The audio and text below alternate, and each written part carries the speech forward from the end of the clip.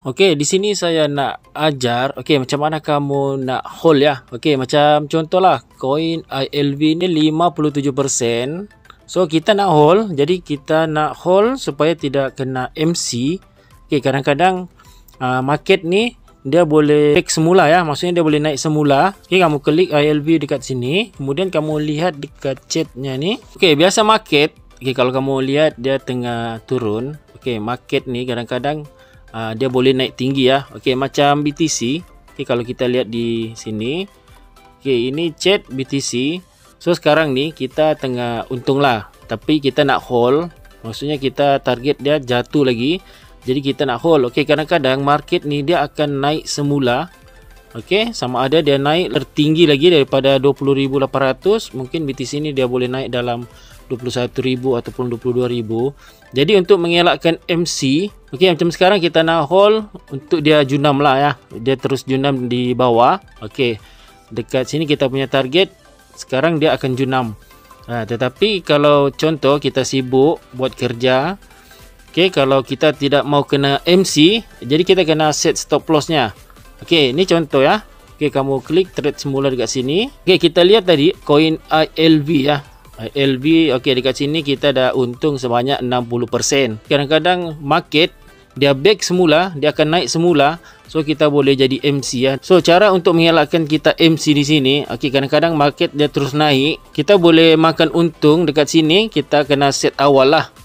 So maksudnya macam sekarang 63%. Jadi kita kena set dalam 40% kita untung. So bila market tu naik semula, dia langgar stop loss, so kita akan untung 40%. Jadi duit kita pun selamat, untung pun dapat. Jadi caranya dekat sini, okey, contoh ILV 63%. Okey, dia berubah lagi 54%. Kamu klik dekat sini, dekat tengah ni, kemudian kamu klik set TP and stop loss. Okey, kamu boleh lihat dekat sini ya. Di atas adalah take profit. So di bawah ni adalah stop loss. So saya nak ajar berkenaan dengan stop loss ni. So kamu boleh lihat di atas. Okey, entry price ni maksudnya harga yang kita lock. Okey, maksudnya kita lock tadi harga 65. Okey, market price ni dia punya harga semasa. Jadi kamu boleh letak dekat sini contoh 64 ya. Okey, 64.0. Okey, kamu agak saja macam tu. Okey, di bawah ni kamu boleh lihat dia punya detail. Okey, bila kita letak 64, dia dah set awal-awal dekat sini ya. So maksudnya kita untung 36%. Jadi bila market tu naik semula, dia akan langgar harga 64 ni. So kita akan untung dalam 36%. So kamu boleh lihat amount USD, berapa keuntungan kamu. Macam contoh dekat sini 1.2 USD. So maksudnya kamu tidak kena MC. Begini caranya kalau kamu nak hold. Okey, kamu set stop loss dekat sini. Okey, macam sekarang 63.2. Jadi kita target dia junam. So maksudnya kalau kamu dah set stop loss ni, kira selamat lah. Jadi kalau market tu naik semula, okey, kamu tetap untung. Okey, lepas tu kamu boleh entry semula. Okey, kamu boleh entry sell lagi kalau market tu dah naik. Tetapi kamu punya entry tadi yang awal tu memang dia dah cut loss. So kamu akan dapat dalam 36% sahaja keuntungan. Jadi kamu boleh ubah sahaja dekat sini. Okey, berapa persen kamu nak untung. So contoh 40%. Jadi kamu kena ubah lagi dekat sini. Okey, 63.9 macam tu contoh. Okey, ataupun 63.8. Okey, ini sebagai contoh ya. Jadi kamu kena faham. So kalau saya set 63.8, so maksudnya saya nak untung 42%. Okey, sebab tadi kita lihat kita punya keuntungan sudah cecah 60% ya. Jadi kita nak set stop loss, kita nak untung 42%. So maksudnya bila market tu naik semula, okey, dia langgar harga yang kita set ni, so kita akan untung macam ni lah. Kamu boleh lihat keuntungan di sini 1.4 USD. So di sini kita punya keuntungan dalam 42% untuk satu koin. So safety lah kalau kamu buat macam tu ya. Okey, lepas tu kamu klik confirm. Okey, bila kamu dah klik confirm, so dia ada keluar macam ni. Okey, kamu boleh lihat ya, 63.8. So sekarang kita tengah buat keuntungan 60%. Okey, so kita target junam. Jadi kita boleh hold dengan selamat lah dekat sini ya. Jadi kamu boleh faham. Okey, contohlah market ni dia terus turun dan kita still dapat keuntungan di sini. Okey, contohlah harga BTC tu turun sehingga 18.000. So koin ni kemungkinan dia akan ikut sama ya.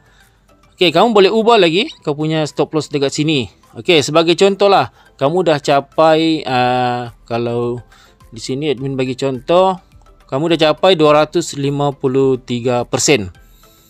Okey, kamu boleh klik di sini. Maksudnya kamu ubah ya yang kamu dah buat stop loss. So di sini kamu boleh lihat, okey, entry price 18.000. Okey, ini untuk buy lah. So market price sekarang adalah 20.538. Jadi kamu boleh set di sini. Letak je lah harga dia dalam 19.500. Okey, maksudnya di sini kamu untung dalam 143%.